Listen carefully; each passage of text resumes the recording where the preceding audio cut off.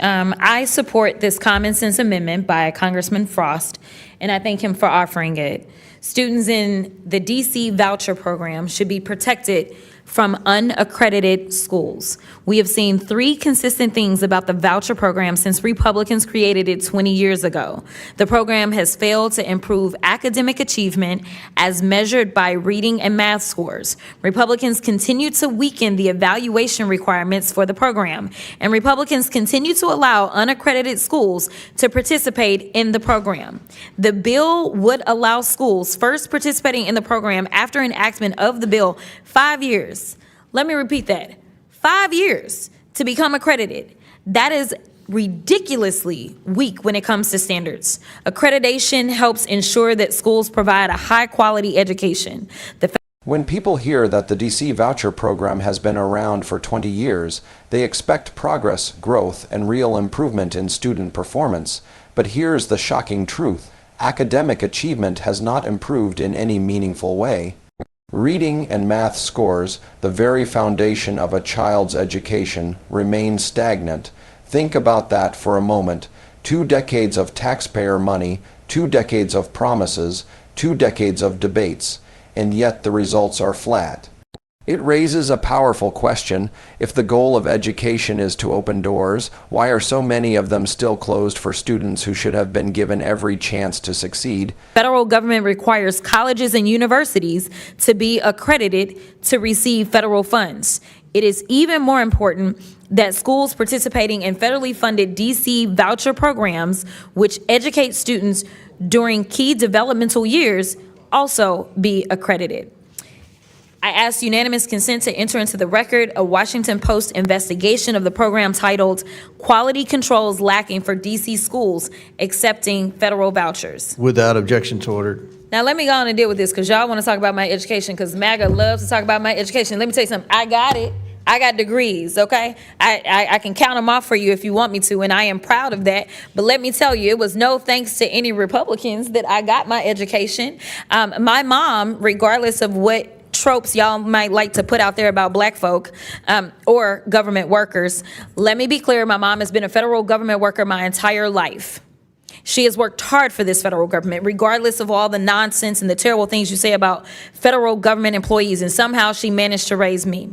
But she still wasn't getting paid her due like most of us that work for the federal government. So what did my mom do? My mom worked multiple jobs. I know that there are tropes out there that act like black folk are the ones that are always looking out for a handout.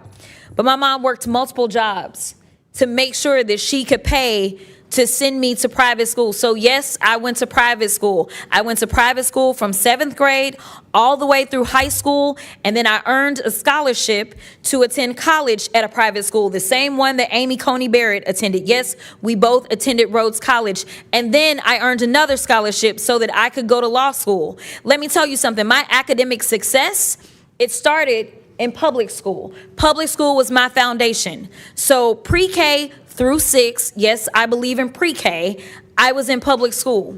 Accreditation is not just a stamp on paper.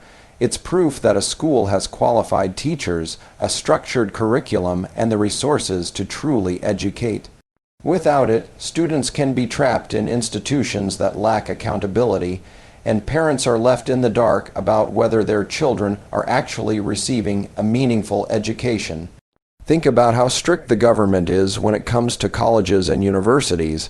No institution can receive federal funding without being accredited, and yet, for some of the youngest, most impressionable students, that same rule doesn't apply. Why are we lowering standards for those who need them the most? Let's put this into perspective. That's not just a number, it's a lifetime of missed opportunities. While students elsewhere are being challenged, encouraged, and prepared for the future, these children may be sitting in classrooms where the bar is set dangerously low, where learning is shallow, and where accountability is an afterthought. By the time accreditation is finally required, it's too late for the students who pass through in those early years. They don't get a do-over. Their chance has already been spent. Unfortunately, it was too dangerous for me to go and matriculate through the junior high as well as the high school. In addition to the fact that when it came to the standardized test, I typically was at the top of the standardized test in the state. And so my mom wanted to challenge me to the best of her ability. So that is what she did. She did not look to the federal government and say, I've decided I want to send my child to a private school, so therefore the federal government needs to give me this money, instead of making it an inequitable situation for other students that are literally not in the same situation. Yes, I got accepted to private school because my parents worked with me even when I got out of public school, because they had that luxury of being able to do that, and because both of my parents happened to be college educated and they could help me to do my work. But nevertheless, regardless of my education, because I've done both, I can actually be an advocate, and I understand the difference. And I do believe in the importance of having a sound public education.